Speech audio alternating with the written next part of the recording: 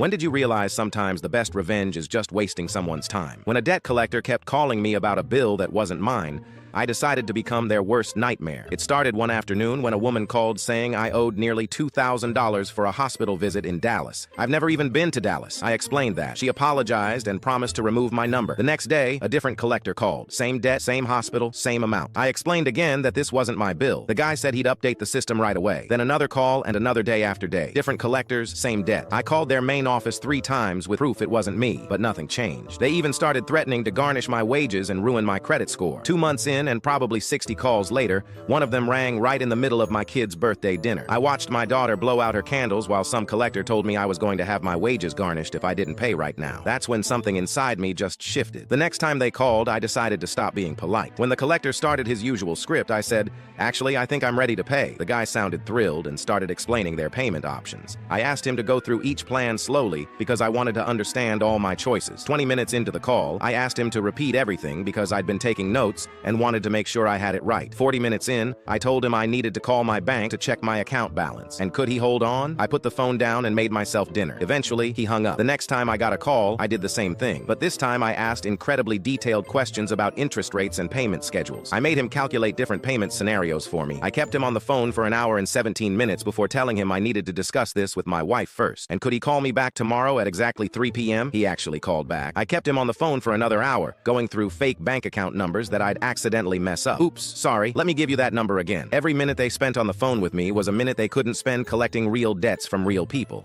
So I became their full-time job, acting super eager to pay, then trapping them in endless circles of questions and fake information. Over 3 weeks, I wasted more than 40 hours of their time. Then one morning, I got a call from a manager. He sounded completely drained. "We've reviewed your case," he said. "You're being removed from our list immediately." I asked why now. He sighed and said, "You're costing us more in labor hours than we'd ever make on this debt, and we've confirmed it's not even yours." He apologized for the inconvenience and promised I'd receive written confirmation in the mail.